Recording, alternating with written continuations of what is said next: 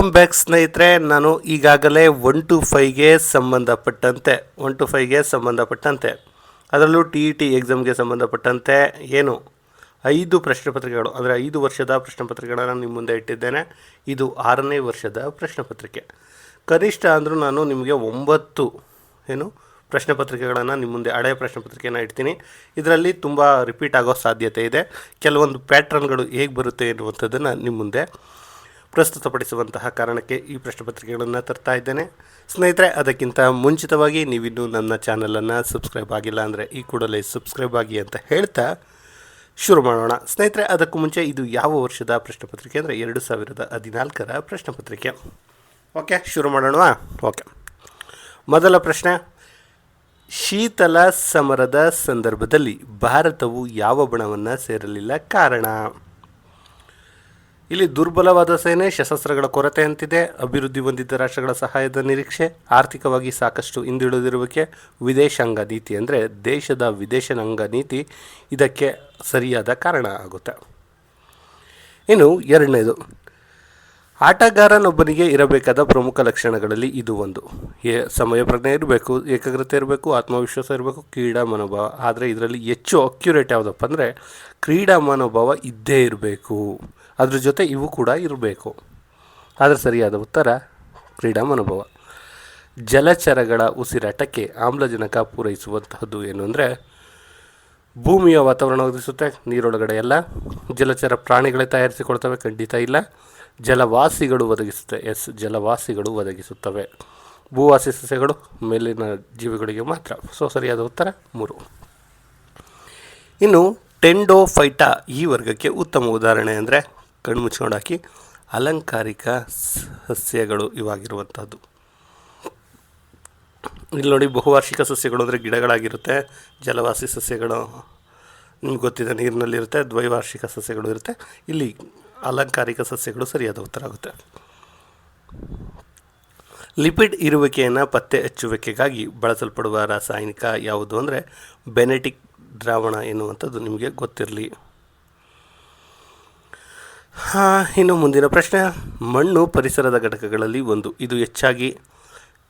ಇದು ಹೆಚ್ಚಾಗಿ ಆವಾಸವಾಗಿರುವುದು. ಯಾರಿಗೋಸ್ಕರ ಮಣ್ಣು ಜಾಸ್ತಿ ಇದೆ ಅಂತಂದರೆ ನೋಡಿ, ಖನಿಜ ಸಂಪನ್ಮೂಲಗಳಿಗೆ, ಜೀವಿಗಳಿಗೆ, ಮರಗಿಡಗಳಿಗೆ, ಜಲ ಸಂಪನ್ಮೂಲಗಳಿಗೆ. ಅಂದರೆ ಸ್ನೇಹಿತರೆ, ಮರಗಿಡಗಳು ಇವೆ, ಆದರೆ ಹೆಚ್ಚು ಇಲ್ಲಿ ವಾಸಿಸುವಂಥದ್ದು ಜೀವಿಗಳು ಅಂದರೆ ಕ್ರಿಮಿಕೀಟಗಳಿಂದ ಹಿಡಿದು ಹೆಚ್ಚು ನೋಡಿದಾಗ ಜೀವಿಗಳು ಆಗುತ್ತೆ.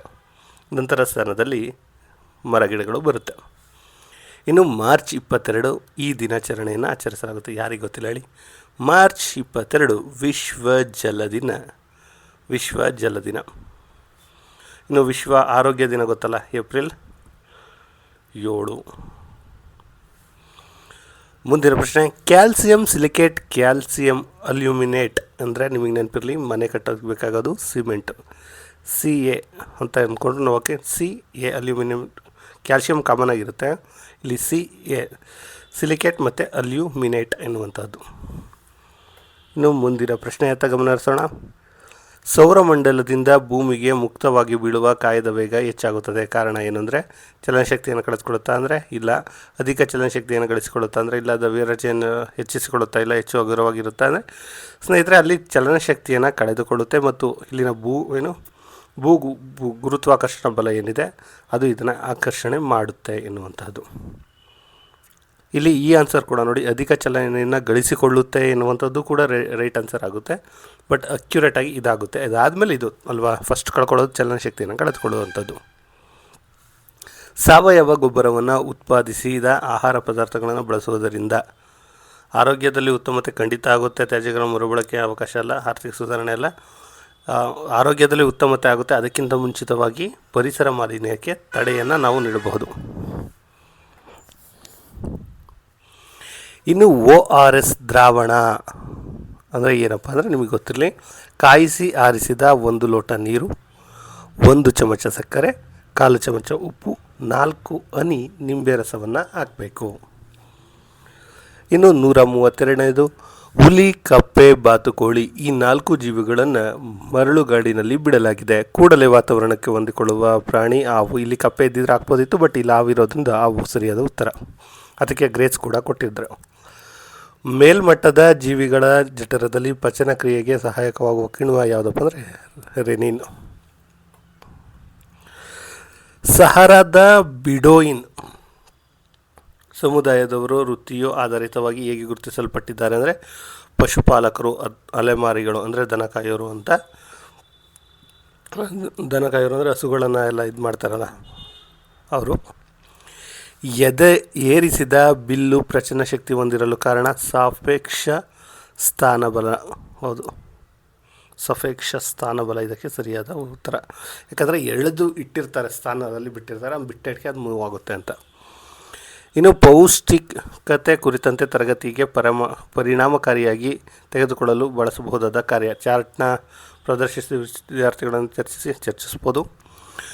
ನ್ಯೂನ್ಯ ಪೋಷಣೆಗೊಳಗಾದ ವಿದ್ಯಾರ್ಥಿ ಕರೆದು, ಇದು ದೊಡ್ಡ ತಪ್ಪು.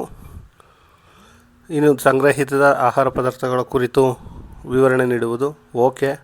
ಪೌಷ್ಟಿಕಯುಕ್ತ ಆಹಾರಗಳಿದ್ದರೆ ವಿವಿಧ ಉದಾಹರಣೆಗಳನ್ನು ನೀಡುವುದು. ಐ ಥಿಂಕ್ ಇದು ಸರಿಯಾದ ಉತ್ತರ ಆಗುತ್ತೆ.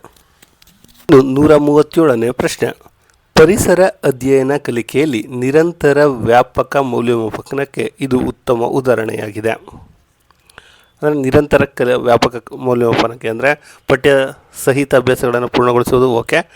ಮಾಹಿತಿ ಸಂಗ್ರಹಿಸಿ ದಾಖಲಿಸುವುದು, ಯೋಜನೆಗಳನ್ನು ಮಂಡಿಸುವುದು, ಸಮಸ್ಯೆಗಳನ್ನು ಬಿಡಿಸಿ ಸುಲಭೀಕರಿಸುವುದು ಅಂದರೆ ಸರಿಯಾದ ಉತ್ತರ ಯೋಜನೆಗಳನ್ನು ಕೈಗೊಂಡು ಮಂಡಿಸುವಂತಹದ್ದು.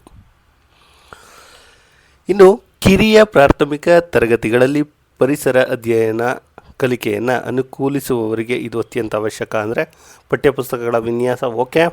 ಪರಿಸರ ಸಂಬಂಧಿಸಿದ ಸಮಸ್ಯೆಗಳ ಅರಿವು ಇರಬೇಕು.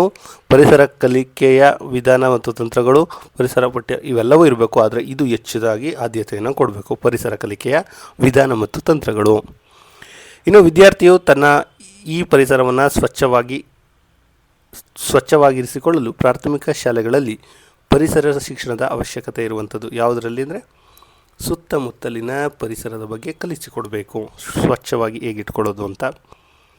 ಇನ್ನು ಪರಿಸರ ಅಧ್ಯಯನ ಕಲಿಕೆಯನ್ನು ಶಿಶು ಸ್ನೇಹಿಯಾಗಿಸುವ ಚಟುವಟಿಕೆಯ ತಂತ್ರ.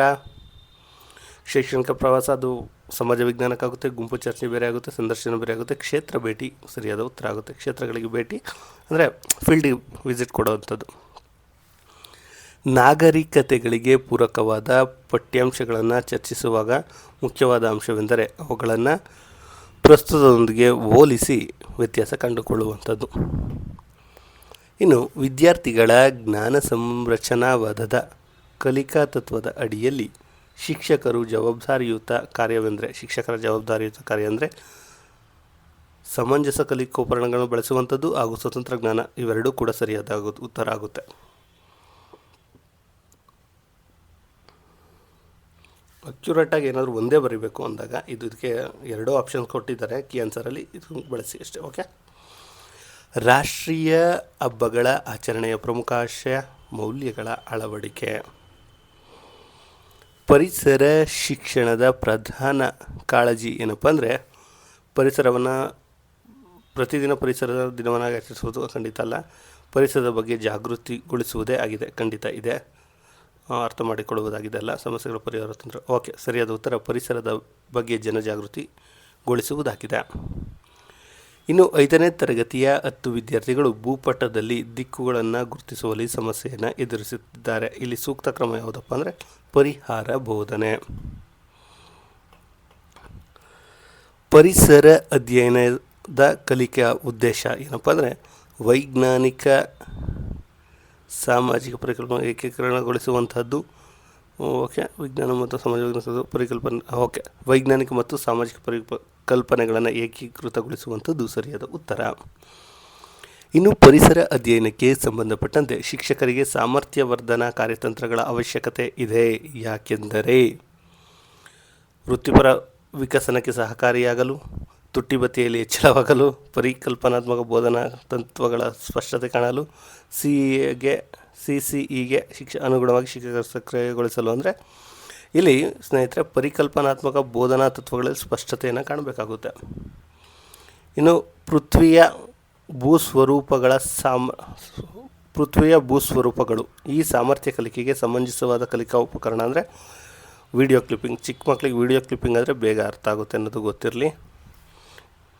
ಇನ್ನು 149 ಕಿರಿಯ ಪ್ರಾಥಮಿಕ ತರಗತಿಗಳಲ್ಲಿ ಬೋಧನೆಯ ಪ್ರಮುಖ ವಸ್ತು ಕಲಿಕಾ ಉಪಕರಣಗಳು ಇರಬೇಕು. ಚಿಕ್ಕ ಮಕ್ಕಳಿಗೆ ಉಪಕರಣಗಳಿಲ್ಲದೆ ಕಲಿಸೋಕ್ಕೆ ಸ್ವಲ್ಪ ಕಷ್ಟ. ಇನ್ನು ಪಠ್ಯಪುಸ್ತಕ ಸಾಮರ್ಥ್ಯ ಇವೆಲ್ಲವೂ ದೊಡ್ಡ ಇದಾಗುತ್ತೆ. ಅಂದರೆ ಇಲ್ಲಿ ಕಿರಿಯ ಪ್ರಾಥಮಿಕ ಇರೋದ್ರಿಂದ ಕಲಿಕಾ ಉಪಕರಣಗಳು ತುಂಬ ಇಂಪಾರ್ಟೆಂಟು. ಇನ್ನು ಮೇಧಾ ಪಾಟ್ಕರ್ ಅವರು ಮುಂಚೂಣಿ ವಹಿಸಿದ ಹೋರಾಟ ನರ್ಮದಾ ಬಚಾವೋ ಆಂದೋಲನ ಎಲ್ರಿಗೂ ಗೊತ್ತಿರುವಂಥದ್ದು. ಸ್ನೇಹಿತರೆ, ಇಲ್ಲಿಗೆ ನಾನು ಟೋಟಲು 6 ವರ್ಷದ ಪತ್ರಿಕೆಗಳನ್ನು ನಿಮ್ಮ ಮುಂದೆ ಇಟ್ಟಿದ್ದೀನಿ. ಸೊ ಸ್ನೇಹಿತರೆ, ಇನ್ನು ಉಳಿದಂತೆ ಇನ್ನೊಂದು 3 ಪತ್ರಿಕೆಗಳನ್ನು ನಾನು ಆದಷ್ಟು ಬೇಗ ನಿಮ್ಮ ಮುಂದೆ ತರ್ತೀನಿ. ಇನ್ನು ಸ್ನೇಹಿತರೆ, ನಾನು ಹೇಳೋದಿಷ್ಟೇ, ಈ ವಿಡಿಯೋ ಏನಿದೆ ಈ ವಿಡಿಯೋಗೆ ಅದ್ಭುತವಾಗಿ ರೆಸ್ಪಾನ್ಸ್ ಕೊಡ್ತಾ ಇದ್ದೀರಾ. ಆದಷ್ಟು ಶೇರನ್ನು ನೀವು ನಿಮ್ಮ ಸ್ನೇಹಿತರಿಗೆ ಮಾಡಿ. ಯಾರೆಲ್ಲ 1 to 5 ಓದ್ತಿದ್ದಾರೋ ಅವರೆಲ್ಲರಿಗೂ ಕೂಡ ಇದು ಅನುಕೂಲ ಆಗಲಿ ಅಂತ. ಇನ್ನು ನಾಳೆ ಕೂಡ ಲಾಸ್ಟ್ ಡೇಟ್ ಇದೆ TETಗೆ. ಎಲ್ಲರೂ ಕೂಡ ಹಾಕಿ. ಆಲ್ ದ ಬೆಸ್ಟ್ ಸ್ನೇಹಿತರೆ.